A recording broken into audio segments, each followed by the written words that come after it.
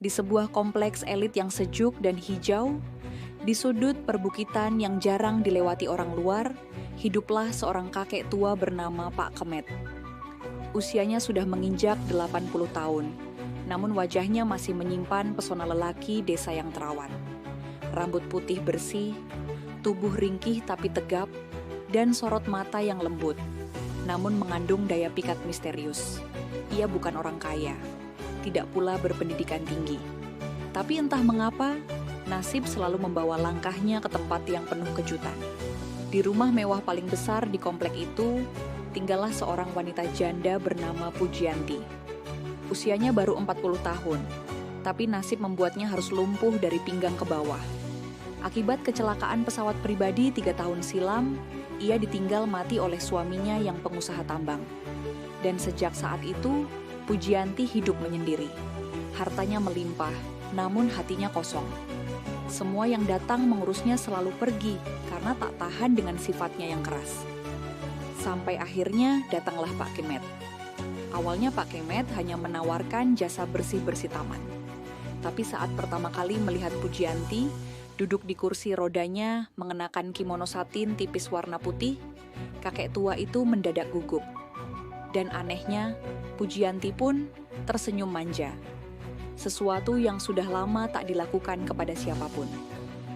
"Namamu siapa, Keh?" tanya Pujianti dengan suara berat dan serak. Seperti wanita yang terlalu lama menyimpan rindu. "Kemet, Bu, tapi panggil saya apa saja juga boleh," jawab kakek itu sambil menunduk. Tapi matanya nakal melirik belahan dada sang janda yang terbuka cukup dalam. "Kalau begitu, aku panggil saja kamu Met sayang." Sejak hari itu, Kemet tidak hanya mengurus taman. Ia mulai membantu memandikan Pujianti, menyuapinya makan, memijat betis yang kaku, bahkan sering menghiburnya dengan cerita-cerita nakal ala desa yang bikin Pujianti cekikikan, sambil meremas-remas bantal. "Kalau kamu muda, Met, pasti aku sudah seret kamu ke ranjangku," ucap Bu Pujianti suatu malam saat mereka hanya berdua di ruang tengah ditemani wine merah dan lilin-lilin aromaterapi. "Saya ini tua, Bu, tapi kalau soal urusan membahagiakan wanita, umur cuma angka," jawab Kemet sambil tertawa kecil. Tiap malam mereka makin dekat. Ada ciuman kecil di kening, bisikan-bisikan genit di telinga, dan sesekali pelukan yang terlalu lama untuk disebut pelukan biasa. Tapi tidak ada yang benar-benar melanggar batas.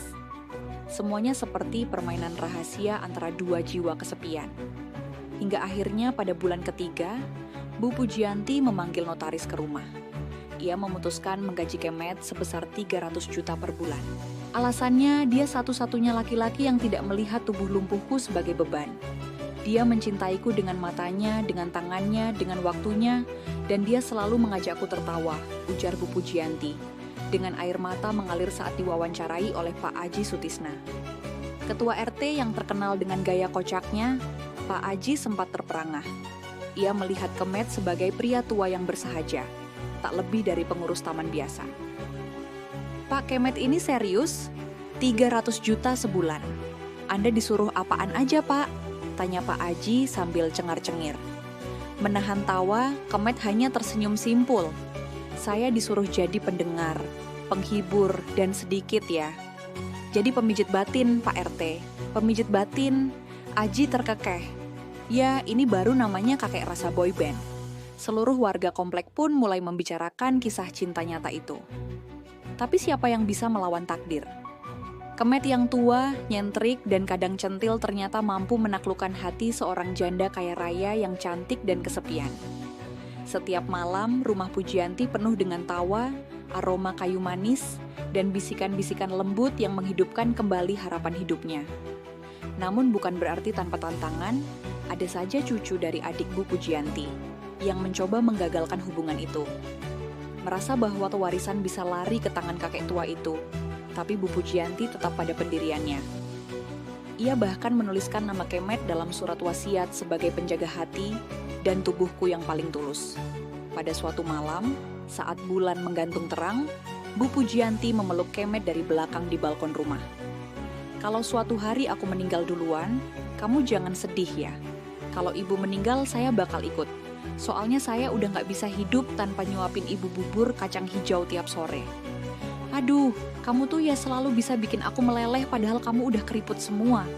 Keriput ini saksi perjuangan saya buat nyari cinta yang enggak lihat saldo rekening. Cerita mereka pun menjadi legenda. Sebuah kisah nyentrik tentang kesetiaan, keintiman yang lembut, dan cinta yang tidak mengenal usia atau kondisi fisik. Pesan moralnya, cinta bisa datang dalam bentuk dan usia yang tak terduga. Jangan pernah remehkan ketulusan. Walaupun datang dari seseorang yang tidak tampak sempurna di mata dunia, terkadang cinta sejati justru hadir dalam kesederhanaan dan kejujuran hati.